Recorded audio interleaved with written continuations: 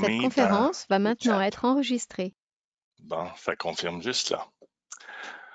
Donc, bonjour tout le monde, et il me fait plaisir de vous accueillir à la discussion vidéo pour l'introduction au FAREOSO, le Fonds d'aide et de relance pour entreprises et organismes communautaires francophones du sud de l'Ontario, qui est administré par l'Assemblée de la francophonie de l'Ontario. Je me présente, Carl Lamarche, coordonnateur des projets spéciaux à la FO. Je suis joint également par Goné Diagne de notre département des communications.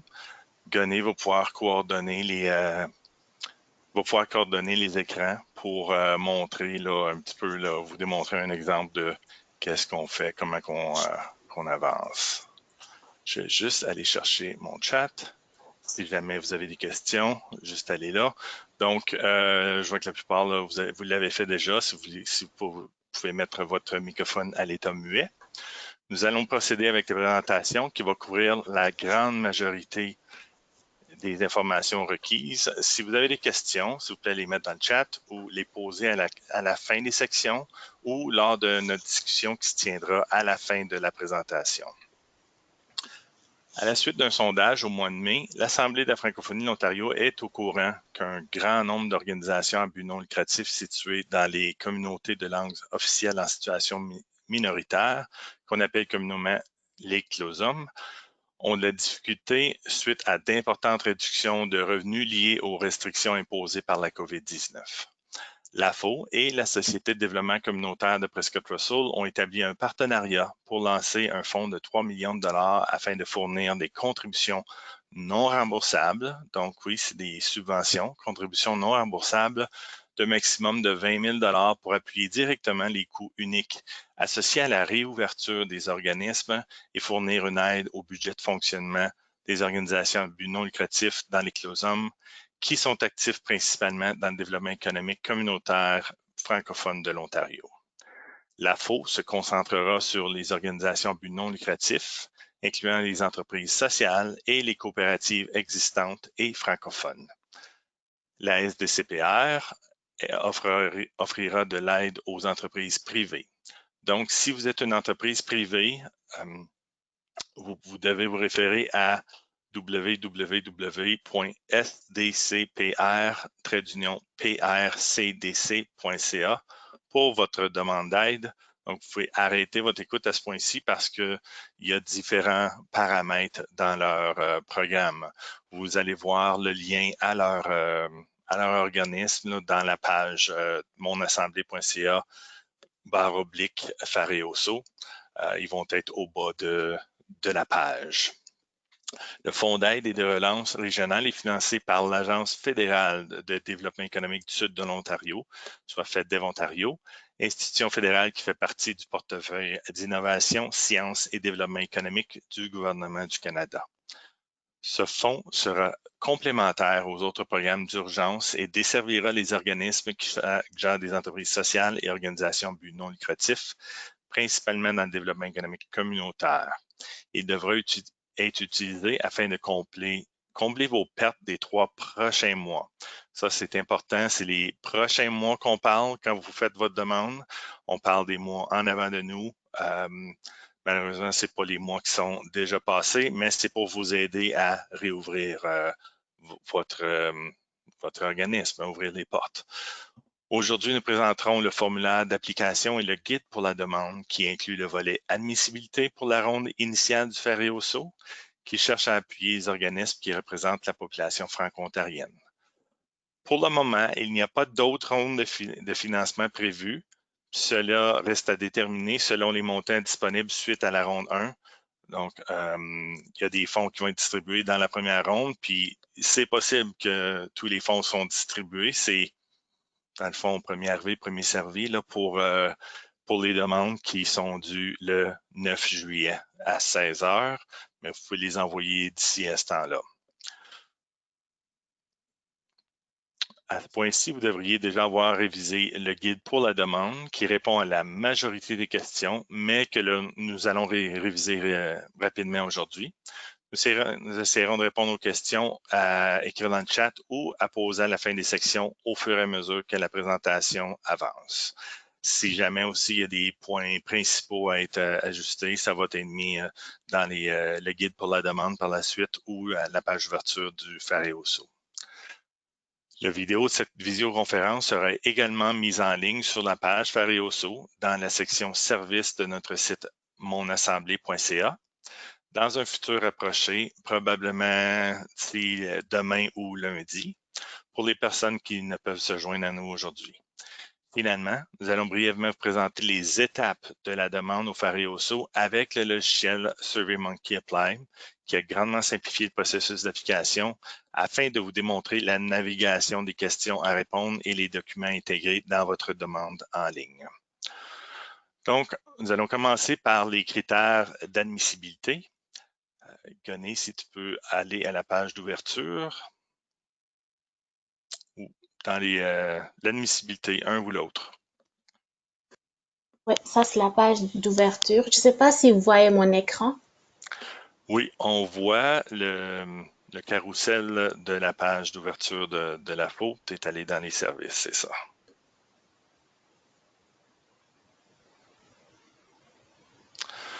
OK. Donc, comme on voit au bas de cette page-là, il y a 5 critères d'admissibilité.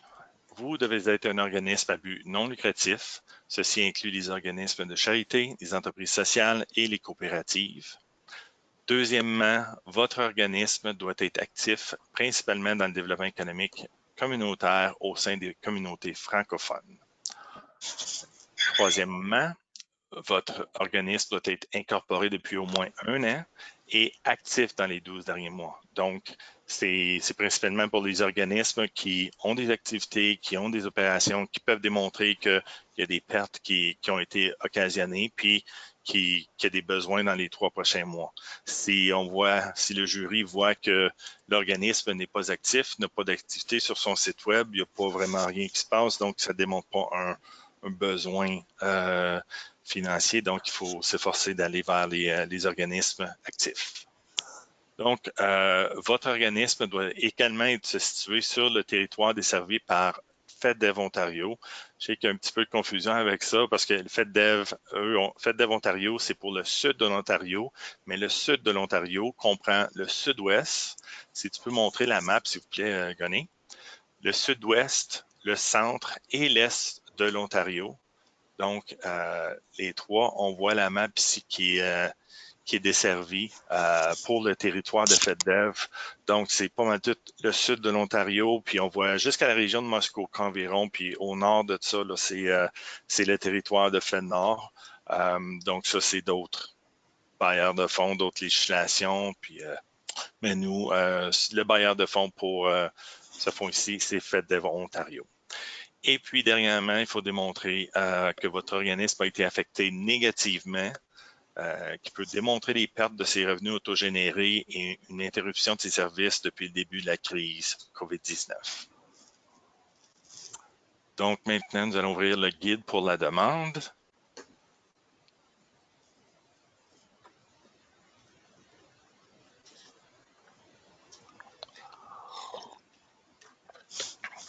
OK, on va y aller rapidement ici. Je vais juste résumer qu'est-ce qui est important de savoir parce que je ne veux pas trop me répéter, mais dans le fond, il va y avoir, c'est des contributions non remboursables jusqu'à un maximum de 20 000 pour appuyer les coûts uniques à la réouverture des entreprises. Le jury va déterminer les besoins. C'est entre 10, 15 ou 20 000 selon le besoin qui a été démontré. Donc là, voici la raison pourquoi il faut démontrer les pertes là, qui seront dans les 3, 4, 5 prochains mois afin de pouvoir réouvrir votre emplacement de travail. Donc, si on peut continuer un petit peu plus bas à Gonné, aux paramètres du programme. Les paramètres du programme montent un petit peu. OK. Ici, dans le paramètre du programme, jusqu'à 10 à 20 000, allant normalement jusqu'à 6 mois. On va baisser. Ensuite, les régions, on a toute la liste des régions, puis on a la map. Là, on va pouvoir baisser un petit peu plus bas. OK. Ici, il y a des informations juste remontées à la suite de l'image Gonnet. OK. Donc, c'est important de mentionner les entités et les institutions gouvernementales qui ne sont pas des OBNL, telles que les municipalités, les hôpitaux, les écoles, les conseils scolaires, les institutions postsecondaires, les collèges et universités, ne sont pas admissibles. Il faut démontrer également, vous allez avoir une question dans le formulaire d'application, que il faut au moins avoir essayé d'accéder au programme suivant. Il y a des programmes qui sont disponibles présentement pour la crise du COVID-19. D'autres programmes, vous devriez essayer d'aller voir si vous êtes si c'est disponible pour vous.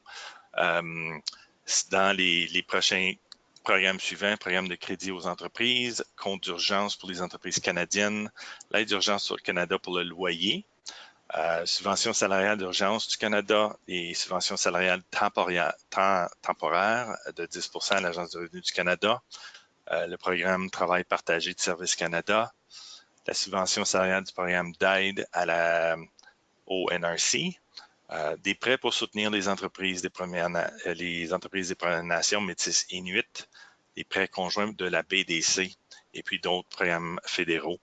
Donc, il s'agira de juste cocher quand vous allez être en train de faire le formulaire d'application pour démontrer les autres demandes que vous avez été faites si vous étiez admissible. On va continuer. Donc, très important, la date limite pour cette ronde-ci. La ronde initiale, c'est le 9 juillet à 16 heures.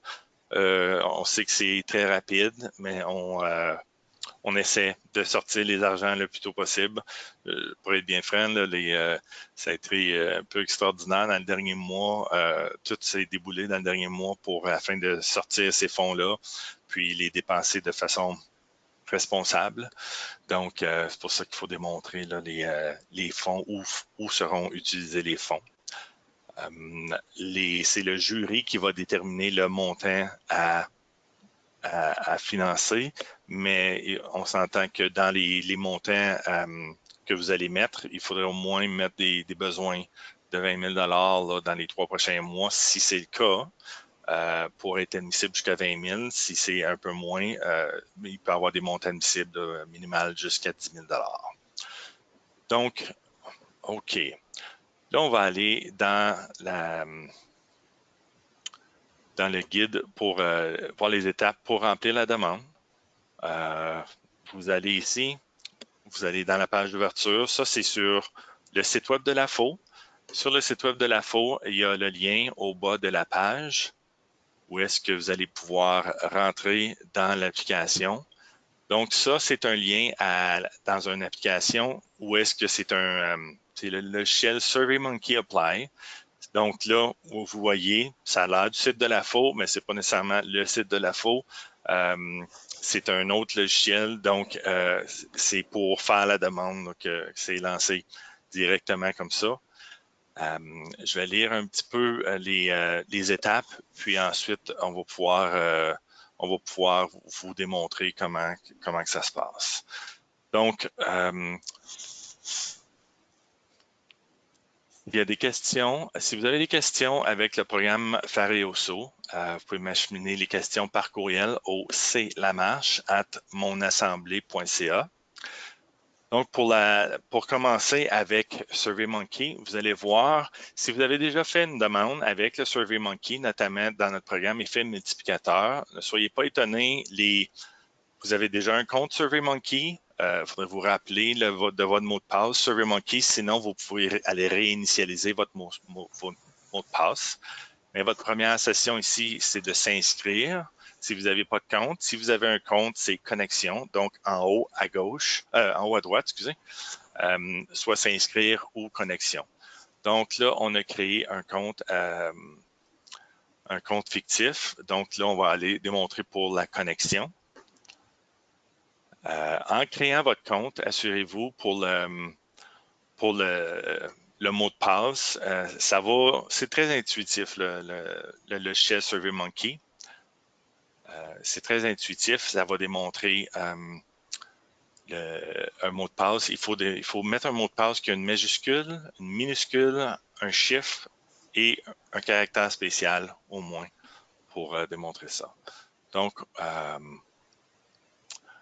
suite à votre création du mot de passe, vous allez recevoir un courriel pour confirmer votre adresse. Donc, Gonny, si tu peux rentrer dans la demande. Si ce n'est pas déjà fait, vous allez voir en haut à droite, à côté du nom de Gonny, c'est mettez la version en français, le FRCA. Ça, c'est la version française.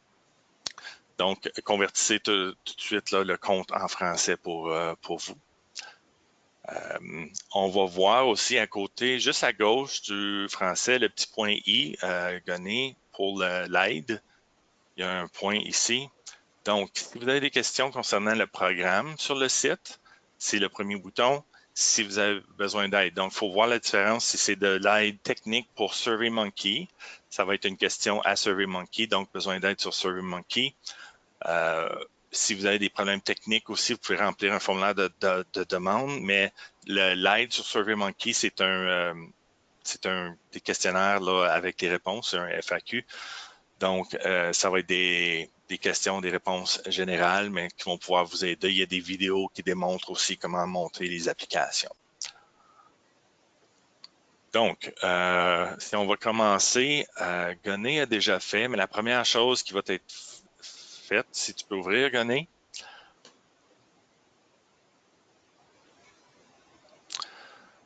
Donc, ça va être déposer la demande pour ouvrir. Là, vous allez voir, il y a des menus, c'est les boutons verts qu'il faut suivre pour démontrer la demande. Donc, on voit qu'elle a déjà commencé son application. Si tu peux cliquer sur le questionnaire d'admissibilité. Cela démontre les questions à répondre pour voir si vous êtes admissible. Dans le fond, il faut... ça doit être un oui à chaque réponse pour être admissible. Il faut vraiment que vous soyez admissible, là, évidemment.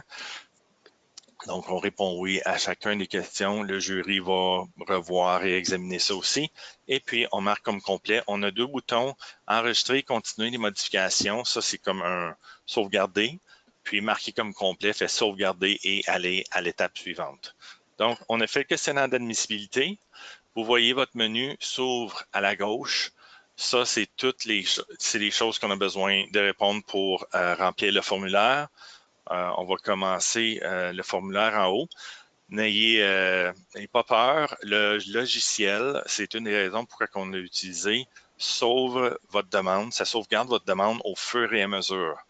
Donc, quand vous allez avoir eu votre courriel de confirmation, vous pouvez retourner là pour avoir le lien pour retourner dans votre demande qui va être sauvegardée au fur et à mesure. Mais évidemment, il faut cliquer sur sauvegarder là, quand on est en train de faire notre demande. Donc, on commence ici pour votre organisme non légal, non usuel. On va les écrire très rapidement. Le nom légal, c'est le nom sur votre lettre patente. Le nom usuel de l'organisme, c'est le nom qui est utilisé, pas dire au point de vue commercial, mais pour le public, sous quel nom est-ce que votre organisme est reconnu. On doit choisir un type d'organisme. Donc, on a les trois. On s'entend que tous sont des organismes non lucratifs, mais les entreprises sociales ou coopératives, on veut déterminer aussi. On choisit le territoire sur toutes les comtés des territoires desservis par FedDev. Si tu peux faire un choix, Gonny, vous allez avoir une liste déroulante qui va s'ouvrir. Et la personne contact, idéalement, c'est d'avoir une personne contact par projet, puis pour s'occuper du déboursé, de la demande, puis c'est d'avoir un bon numéro. On demande le cellulaire pour pouvoir avoir accès à la personne tout de suite. Des fois, quand ça vient le temps de débourser, on a besoin des réponses aussitôt que possible. On met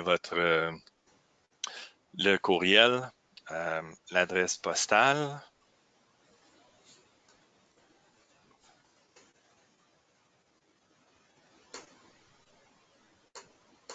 Donc, Gonny va continuer ça ici.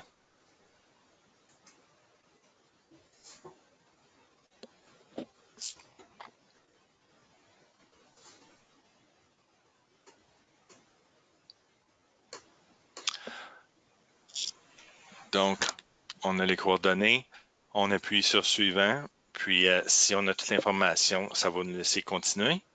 Si des fois il manque d'information, retourner en haut de la page, ça va être écrit en rouge où est-ce qu'il manque de l'information.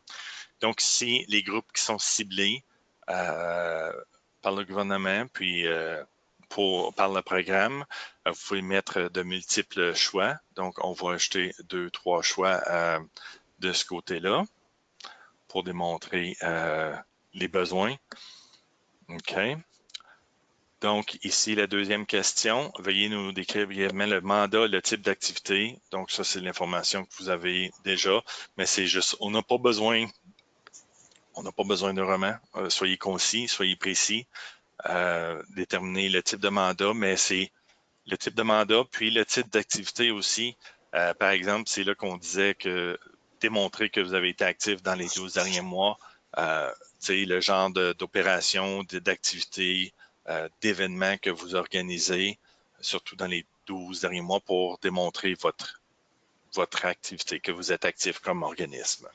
Vous allez voir, il y a des caractères minimales et maximales. On a un minimum de 10 caractères ou 2500. On ne s'attend pas à 2500. Si vous voulez aller jusqu'à 2500 pour décrire, mais soyez concis là, dans la demande. On a conçu la demande pour que ça ne prenne pas trop de temps pour le demandeur là, à remplir ça. Donc, il y a un total de seulement 8 questions. Puis, vous voyez, comme il y en a, c'est des choix ici. Donc, la question 3, est-ce que vous avez demandé un financement fédéral? Donc, si vous cliquez sur oui, ça va demander quel compte fédéral. Donc, on a les choix des programmes auxquels vous auriez fait une demande. Donc, on peut en cliquer quelques-uns, gonner, 2 ou 3, puis juste démontrer le montant qui a été demandé. Ça, c'est important de mettre le montant. Mettez pas d'autres signes de dollars. Vous pouvez soit le mettre en chiffre complet ou avec 0.00. Puis, mettez l'état du financement, à savoir est-ce que vous avez fait la demande, est-ce que vous avez été refusé. On va voir le choix. Donc, à demander ou demander mais non confirmé. Si on peut voir juste les autres choix, gonner, s'il vous plaît. Donc, confirmer, puis rejeter mais éligible ou rejeter quand vous n'étiez pas éligible. Donc, ça démontre l'effort qui a été fait. Puis, les programmes sont là, sont disponibles. Si vous pouvez avoir de l'argent, c'est certain que vous devriez aller faire des demandes aussi pour là. Donc, on va mettre l'autre montant pour la subvention salariale temporaire de 10 %. Juste mettre un montant là. Donc, ça, c'est juste seulement les montants des demandes que vous aviez fait. OK. Donc, on va aller au bas. On voit qu'il y a le total qui s'accumule des demandes que vous avez fait. À gauche, on remarque le total de 9 000 $. Là, ici, les situations rencontrées par votre organisme, compte tenu des circonstances exceptionnelles qu'on a dans la pandémie présentement, vous pouvez choisir quelques choix. Démontrez-nous c'est quoi les choix. Et puis, une fois que vous faites les choix, il y a des petites boîtes d'explications qui vont ouvrir. Donc, si tu peux faire quelques choix, gonner, et puis on va juste mettre des caractères au hasard, disons, là, dans nos boîtes d'explications. Si vous voyez, là, donc ça rouvre. Donc, vous expliquez qu'est-ce que... Puis encore là, c'est concis. On n'a pas besoin de roman, c'est aller directement au but pour expliquer les faits seulement. C'est aller vers les faits quantitatifs, qualitatifs pour démontrer votre besoin.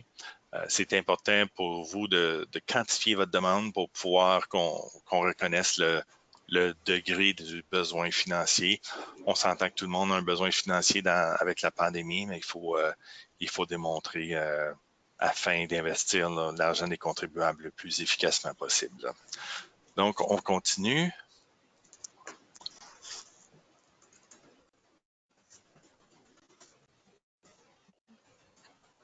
OK, peut-être juste quelques autres caractères. OK.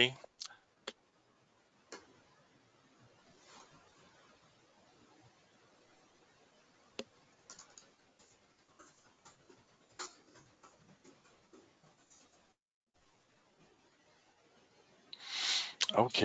Donc, à quoi servira le financement demandé? Les dépenses admissibles sont ici.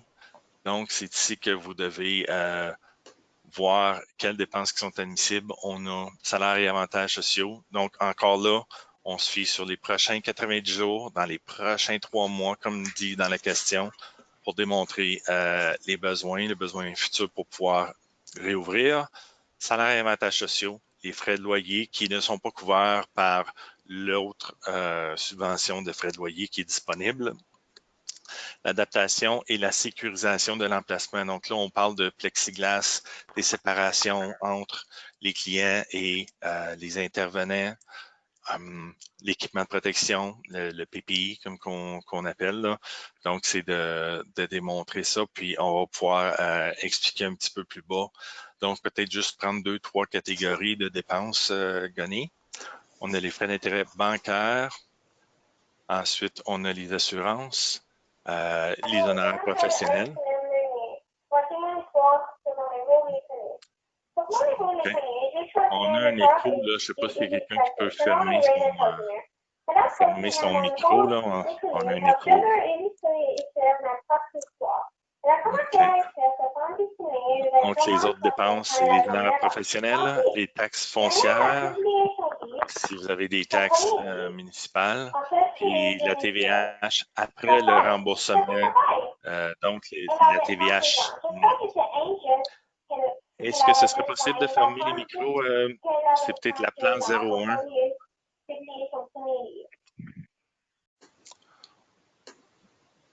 OK. Donc, les honoraires professionnels, taxes foncières, puis la TVH, après la déduction de tout remboursement de crédit ou crédit admissible provenant de l'Agence de revenus du Canada. Donc, on démontre ici, c'est ici qu'il faudrait démontrer là, dans les 3 prochains mois le montant jusqu'à au moins 20 000 $. Puis ça se peut évidemment qu'il y a des plus grands organismes qui ont un plus grand besoin que ça. Nous, les montants disponibles, c'est jusqu'à 20 000, puis c'est le jury qui va déterminer le montant du besoin. Donc ici, juste très courte explication, Gonny.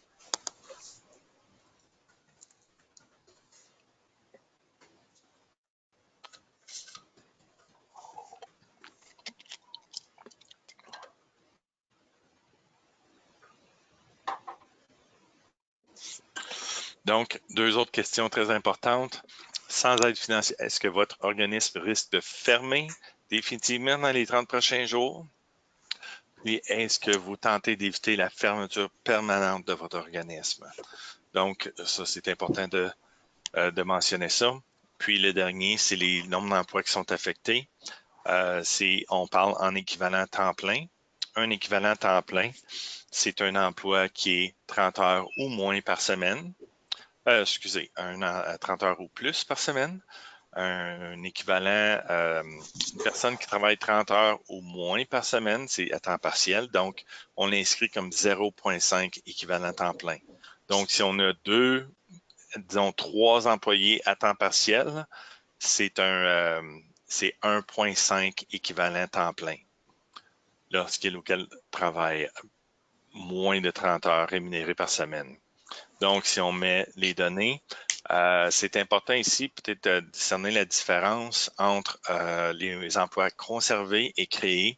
Donc, un emploi conservé, s'il y a eu des mises à pied temporaires, ça, c'est des emplois conservés qui reviendraient.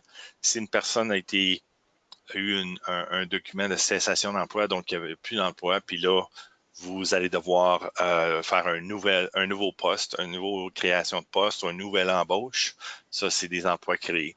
Mais on croit que la plupart des emplois là, seront des emplois conservés.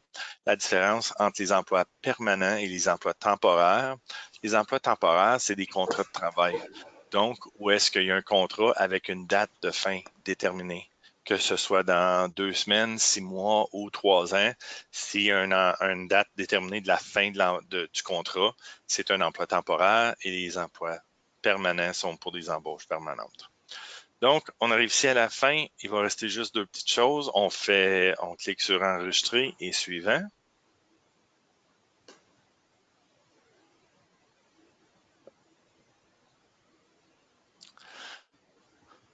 Donc, on arrive au dernier screen. Donc, c'est de cliquer la déclaration, évidemment, lire les déclarations, puis cliquer sur les deux boutons si on est d'accord avec ça, puis marquer comme complété.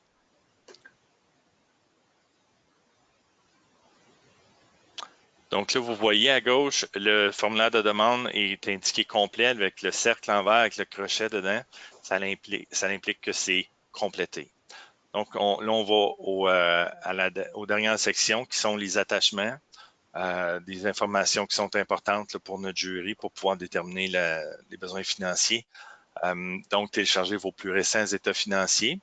Si on peut voir en dessous de la case en vert, si tu peux afficher les formats acceptés, Connie. Donc, on a des PDF, des docs comme dans Word, des formulaires Excel, puis les PowerPoint qui sont acceptés. Donc, les GIFs, les JPEG ne sont pas acceptés. Il faudrait les convertir en PDF si jamais vous avez des photos, quelque chose comme ça. Donc, on va joindre un fichier. On va cliquer sur joindre un fichier pour pouvoir télécharger, aller dans vos documents, chercher le bon document approprié. Vous voyez que le document se charge. On va voir les trois petits points à droite. Si on a d'autres options, si vous voulez modifier le document ou avoir un aperçu, faire certain que c'est le bon document que vous envoyez, ou le supprimer ou le télécharger. Ici aussi, la fin, je ne sais pas si on le voit comme c'est présentement. En haut à droite, Gané, je ne sais pas si on le voit le bouton, les trois petits points. Non, ça va être dans une autre catégorie. Mais il y a une façon de télécharger votre demande complète à la fin.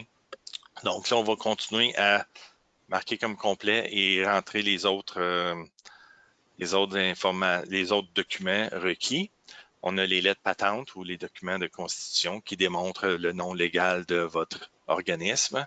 Donc ça, c'est le certificat d'incorporation ou les lettres patentes communément appelées. Ensuite, spécimen de chèque pour le déboursé électronique. Ça, c'est un chèque void, dans le fond, pour pouvoir, une fois que si c'est accepté, qu'on puisse faire un déboursé directement par électronique.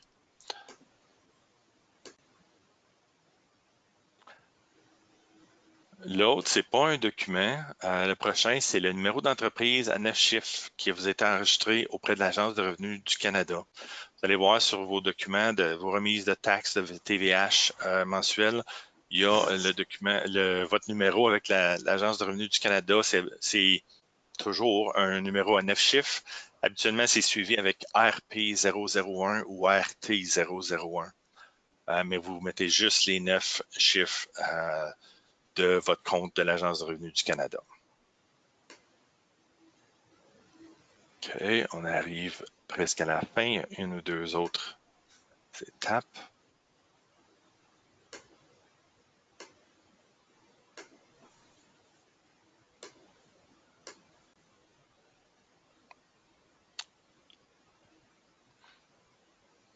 On marque comme complet. C'est peut-être un bon exemple, là, si tu peux gagner justement le spécimen de chèque. On voit qu'il est rempli juste à moitié. Donc, ça démontre qu'il manque quelque chose.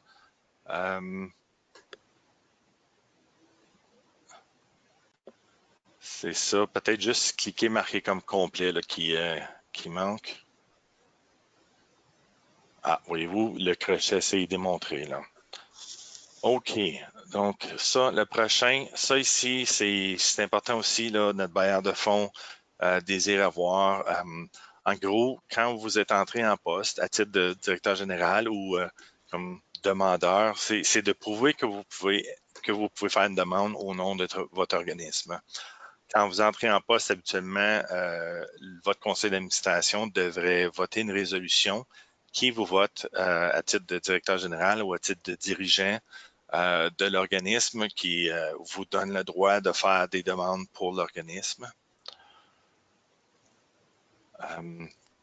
Donc, soit il y en a une qui est existante. Si elle n'est pas existante, il faudrait avoir l'autorisation de votre conseil. Donc, avoir un document qui vous donne autorisation, habituellement, c'est une résolution. Des fois, il peut y avoir d'autres documents qui démontrent ça, mais il faut que ce soit un document, ça ne peut pas juste être un document signé là, à la main, il faut que ce soit un document officiel de votre organisme. Le dernier, qui est facultatif, mais c'est toujours bon de démontrer le besoin. Donc, on demande si, c'est à votre choix, mais ça démontre au jury le besoin financier. Vos états financiers des 90 jours les plus récents, avec un comparatif pour l'année précédente. Ça va démontrer votre baisse de revenus.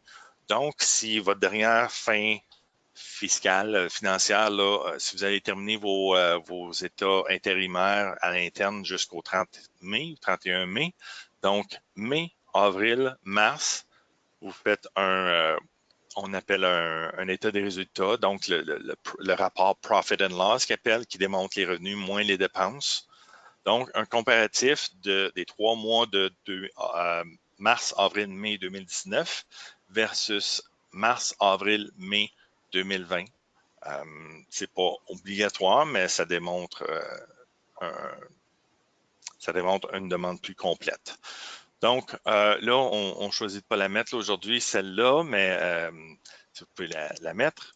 Donc, on peut évaluer, c'est de sauvegarder, puis envoyer aussi. Il faut que vous faites certains. On va retourner dans ça.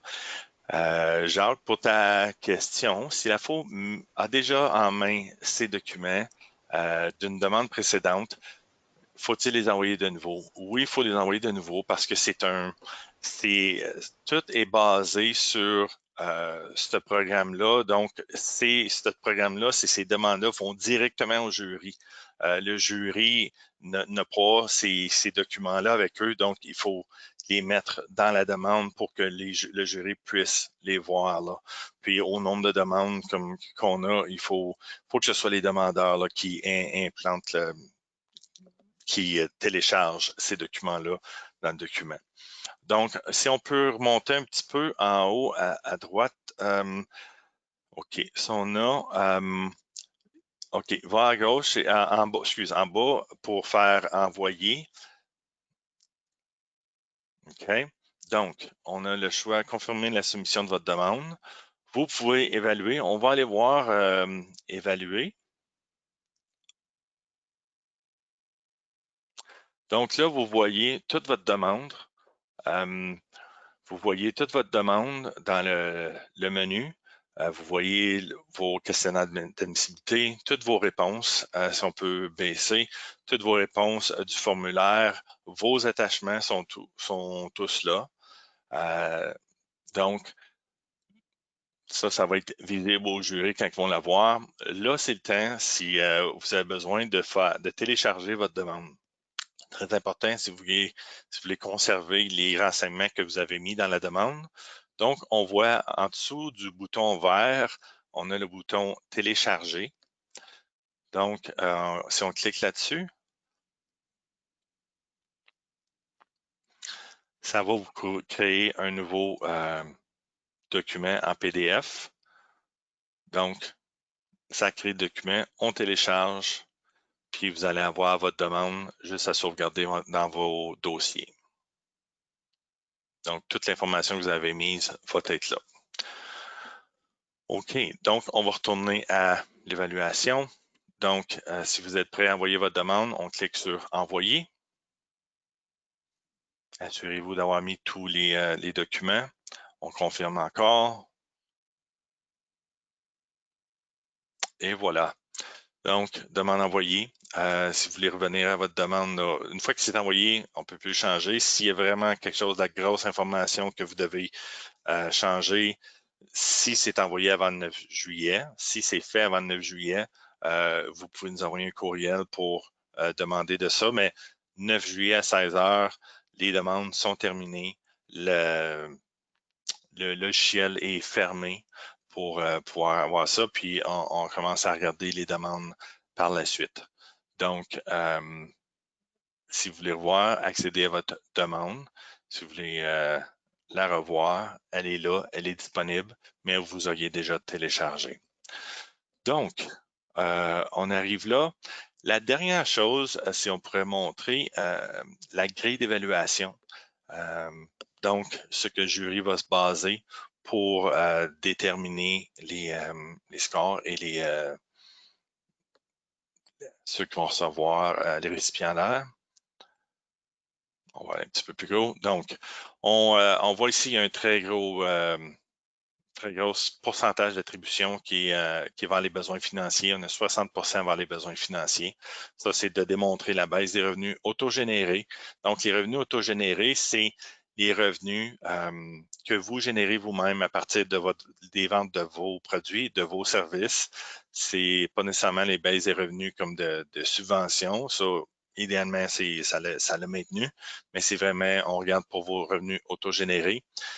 Les projections réalistes du financement demandé, donc dans les dépenses, si vous mettez les bons détails qui vont démontrer ça, les efforts déployés pour les autres applications, les programmes financiers disponibles, la survie et la pérennité de l'organisme, la situation financière et les liquidités qui sont disponibles, qui vont être, on va pouvoir voir dans vos états financiers. Un 10% vers l'éligibilité, donc les 5 critères d'éligibilité qu'on a vus au début, d'être un organisme à but non lucratif, parmi le développement économique communautaire au sein des communautés francophones, d'être actif au sein des 12 derniers mois, d'être situé sur le territoire FEDEV et que vous avez été affecté négativement financièrement. Ensuite, l'historique de l'entreprise, de montrer les années d'existence, le profil communautaire, l'impact que vous avez dans la communauté, vos compétences et l'expérience des gestionnaires en place. Donc, ça, puis la qualité de la demande, les données puis les réponses présentées. Ensuite de ça, si vous faites partie des secteurs prioritaires, encore là, il y a multiples choix disponibles, là, femmes, autochtones, jeunes, personnes à besoins spéciaux, les minorités visibles, les nouveaux arrivants, les personnes LGBTQ2, les membres de communautés minoritaires de langue officielle. On s'entend que tous parmi vous, si vous opérez en français, vous êtes un membre de communauté minoritaire de langue officielle. Donc, tous devraient cocher cette case. Donc, est-ce que vous avez des questions? On ouvre la parole. Si vous voulez juste parler avec votre micro, là, on peut discuter.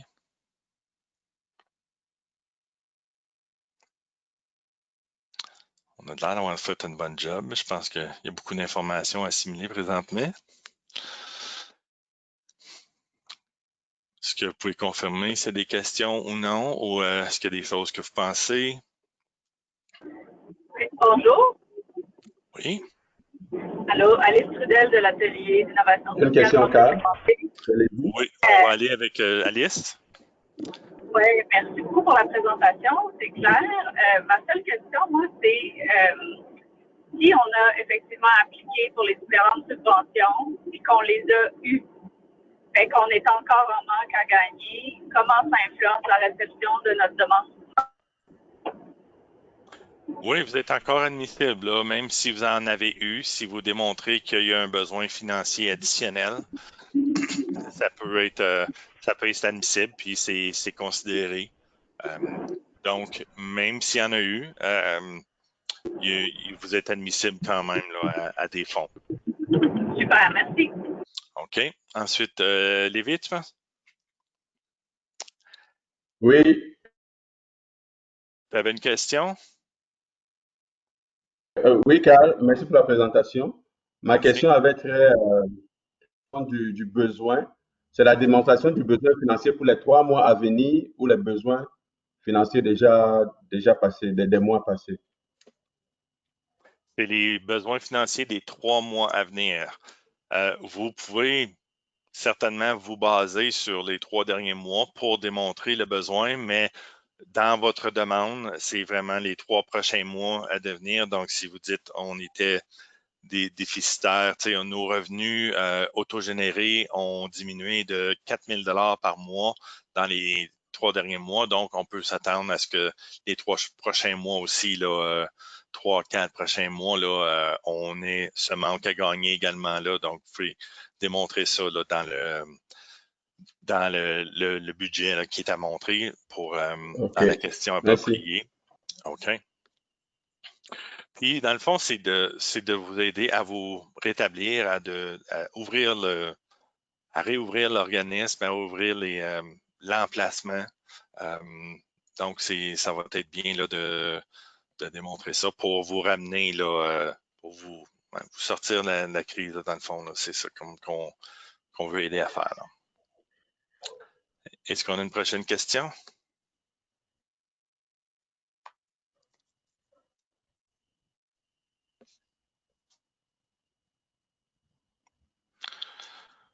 Non? On est bon jusqu'à date?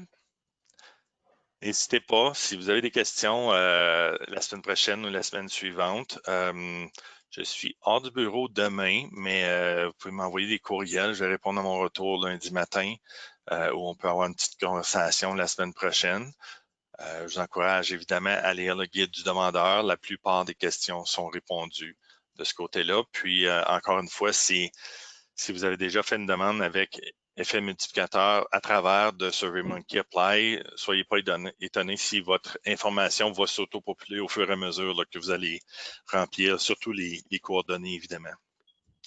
Mais ça va être là pour aider. Donc, c'est bien d'un côté. Je vais juste retourner.